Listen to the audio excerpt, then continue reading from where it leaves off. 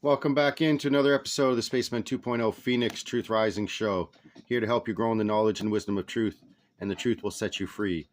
With the best history lesson and spiritual insights on the planet, exposing the Illuminati's plan of world conquest and control is the death knell to the New World Order.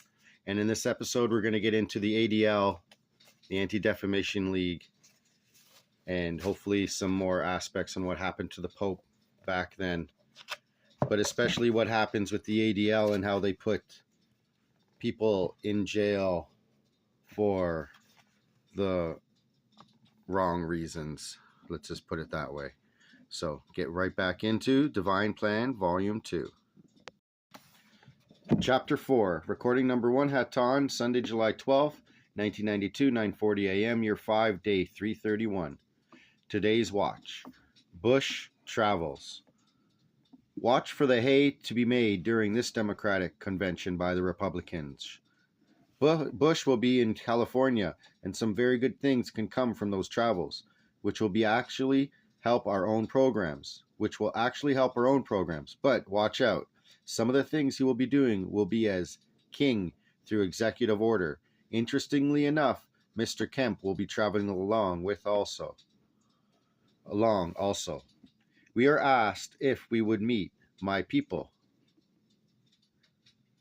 with these leaders. Why not? We simply bring truth. We have no bones to pick with personalities, and much good can come through understanding of stance.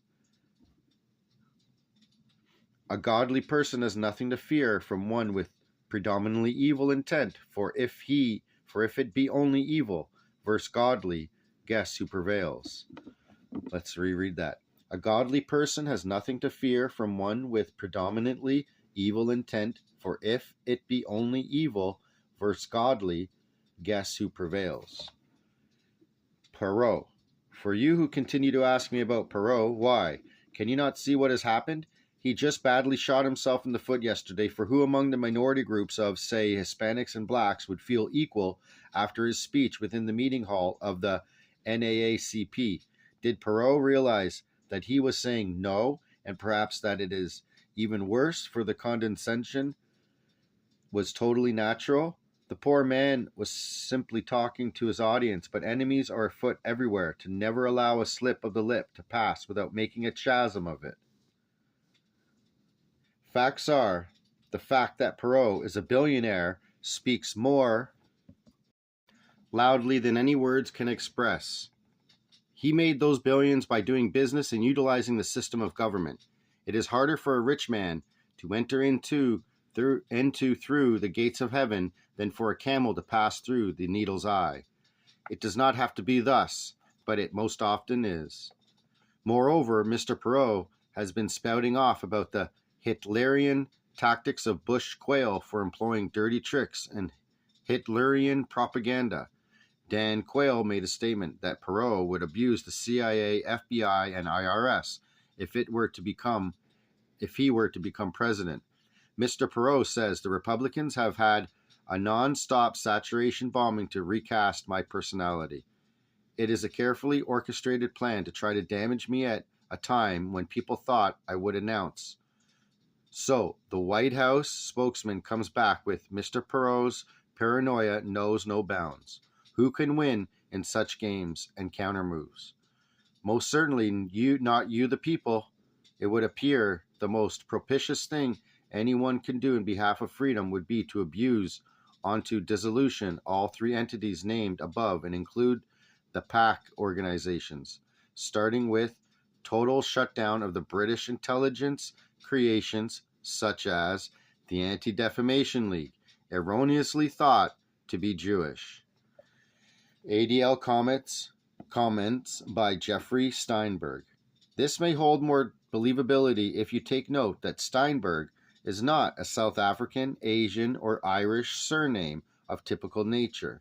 It certainly points out to me that Khazarians who have stolen the Jewish heritage are real and not appreciated by those they impoverished in such manner. But this is not the focus.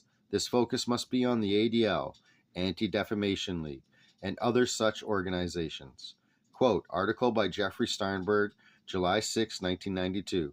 Time to shut down the Anti-Defamation League.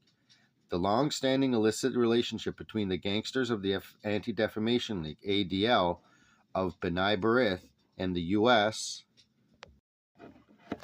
Department of Justice and Federal Bureau of Investigation has gone on long enough. Now, the B'nai B'rith is an actual Freemasonic society for the Jewish cartel. For years now, using the guise of hunting Nazi war criminals and fighting hate crimes, the ADL, also known as the American Dope Lobby for its role as a front for the international narcotics cartel, has been running federal law enforcement and prosecutorial agencies as its private political police, framing up and in some cases executing enemies of the Zionists. The fact that the gangsters of the ADL should claim to be the leading representatives of the decent people, Jews and others, who suffered and died in the Nazi Holocaust is itself one of the worst instances of anti-Semitism imaginable. Now, however, as the result of two dramatic recent developments, the ADL's days of riding roughshod over the nation's police and prosecutors may fast be coming to an end. Unfortunately, because of the ADL's decades-long manipulation of the judicial system, a number of innocent people have already been sent to their deaths. On June 5th, the U.S. 6th Circuit Court of Appeals in Cincinnati, Ohio, gave the Justice Department a deadline of July 15th to turn over all the evidence in its possession demonstrating that an innocent American citizen had been sent to death row in Israel by Justice Department officials who withheld hard evidence proving he was innocent. The court ordered the Office of Special Investigations, OSI, the DOJ's purported Nazi hunting unit, and a hotbed of ADL subversion to turn over the documents in the case of John Demjanjuk, the retired Cleveland auto worker who was extradited to Israel in 1986 on charges he was Ivan the Terrible, a Nazi mass murderer at the Treblinka concentration camp in Poland. Demjanjuk was convicted in a show trial in Israel in 1988 and sentenced to death. He had been sitting on death row in an Israeli prison for 4 years, fighting to obtain the documents that would prove his innocence, and had been hidden by the ADL and the OSI. Hundreds of pages of eyewitness statements proving that another man who was killed in 1943 was Ivan and had been hidden in OSI files since the 1970s. HATONN. Indeed, this is the case we speak of in relationship to the Constitutional Law Center. I believe you will note that things are a bit different in that case now, as they effort to find a way to release this innocent man and save face. Basically, they have changed rulers in order to cover tactics in Israel. If you cannot see or support in action, try this very case within your heart and place yourself in Demjanjuk's shoes. Congressman Traficant exhausted his ability to be heard as the Israelis would not even accept his calls. This was all orchestrated by the British intelligence through the ADL. When ones like Marchetti and the Law Center started stirring around in the soup pot, things began to change right fast. This is the way you shall have to change the world, for you cannot win by a battle of weapons, guns. This is the way you shall have to change the world, for you cannot win by a battle of weapons, guns. The pen will truly become again noted as the greatest of all weapons. This is why the pens of patriots and God are efforted to be silenced. The pen is mightier than the sword, as they say. Demjanjuk may survive an ADL orchestrated ordeal, which others did not. Karl Linnaeus, stripped of his American citizenship in 1987 and deported to the Soviet Union to stand trial as a war criminal, died in a Soviet prison. Similarly, Ante Artukovic, also charged with war crimes, died in a Yugoslav prison. Artukovic's family has now produced documents showing that he too was sent to his death by a Justice Department, USA, and ADL apparatus that had in its possession archival documents proving his innocence of the crimes charged. Zurkim Subsokov, a Circassian American, was actually able to prove that the ADL and OSI war crime charges against him were false. As the result, he won a multi-million-dollar libel suit against the New York Times for pushing the ADL and KGB manufactured slanders against him, only to be murdered in a bomb attack in 1985, in which ADL agent provocateur Mordecai Levy was implicated. Had the U.S. government listened to Lyndon LaRouche's repeated warnings that the OSI and ADL were acting as fronts for the Soviet KGB and Israeli Mossad, pouring counterfeit evidence into the U.S. courts to murder innocent American citizens, all this could have been prevented. The Israeli Mossad is like the USA CIA or intelligence agencies.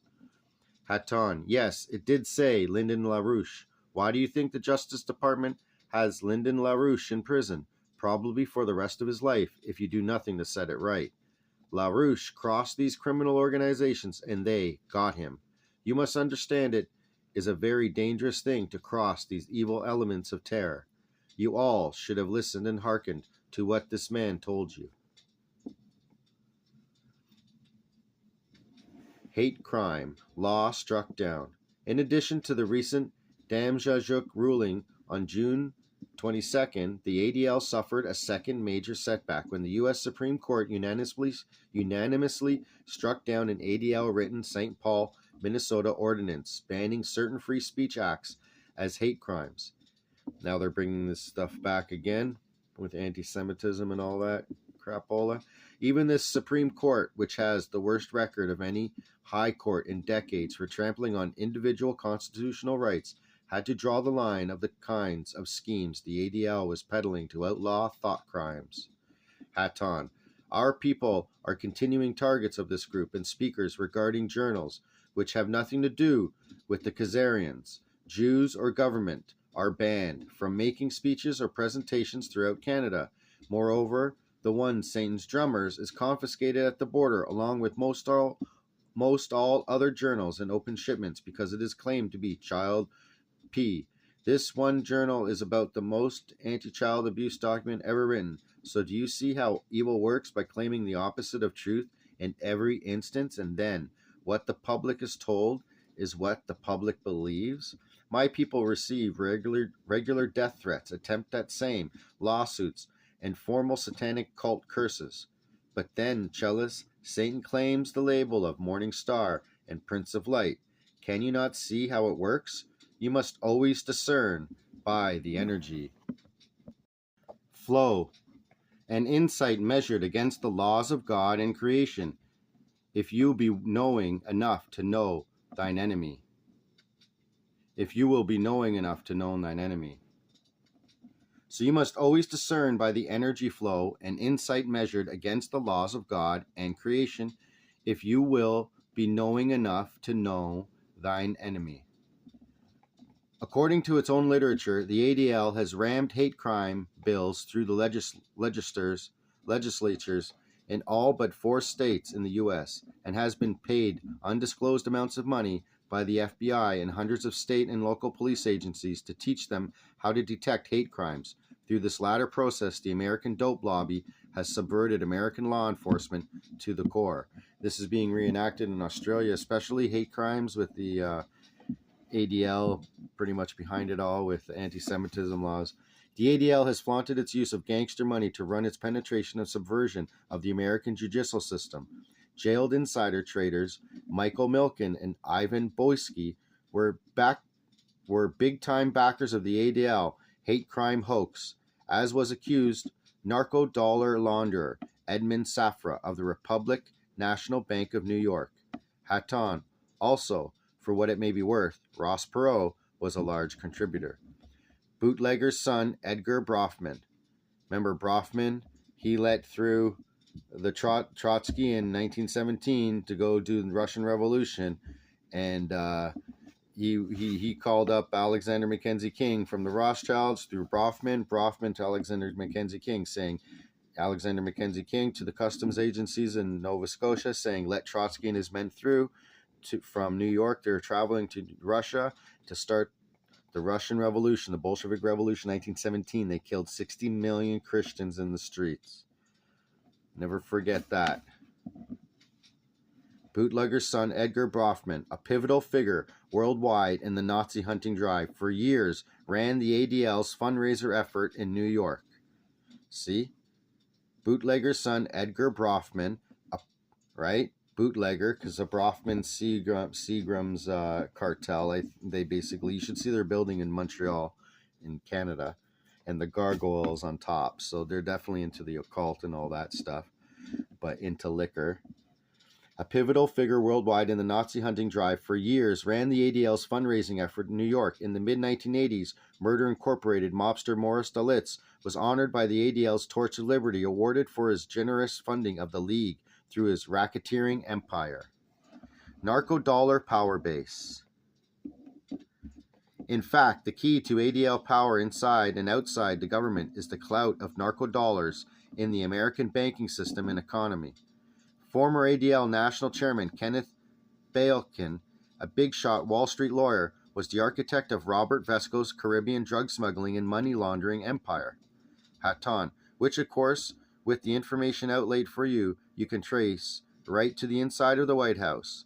No, I am not going to repeat it all herein. Get the Tangled Web series and the original journals, and you will have it all via authentic and confirmed sources. We cannot longer do regular catch-ups, for we are so very short of time and space in which to accomplish the amount of work yet waiting. I am pleased indeed that some of... Now remember, you can get a copy of the Phoenix Journal down below. Scroll down below, see how you can send out a donation and get one sent to you. I am pleased indeed that some of the past urgent and important early writings of the Express and Liberator will be republished, for if you are a recent reader, you are far, far behind. And that reminds me, go back and rewatch or watch for the first time and listen to all the Phoenix Truth Rising shows to get caught up. The ADL's links to federal, state, and local police and prosecutors must be severed, given the League's close ties to international drug traffickers. This is an urgent matter of national security. The scandals of the Damjajuk case and the hate crime bill offer the best opportunity to sever those ties and put the gangsters of the ADL behind bars where they belong. If you want to get a look at a little bit of outlook on the Jewish gangsters, you can look at the movie Lucky Number 11 with Josh Hartnett. And in there, the blacks and the Jewish gangsters are at each other's necks. End of quoting. Pope in hospital for repairs. Is it not interesting that right now the Pope, set up by the adversary for the current position, is now going to be hospitalized for repairs of some sort of thing relative to his assassination attempt many years past? Cellas, if you missed this one, you are blind as salamanders. So with that being said, we'll get into the Sumerians and the lost civilization. Christ was not a Jew, excerpts from Pontius Pilate report in the next episode of the Phoenix Truth Rising show. Thank you for tuning in. This is the Spaceman 2.0, and I'm out.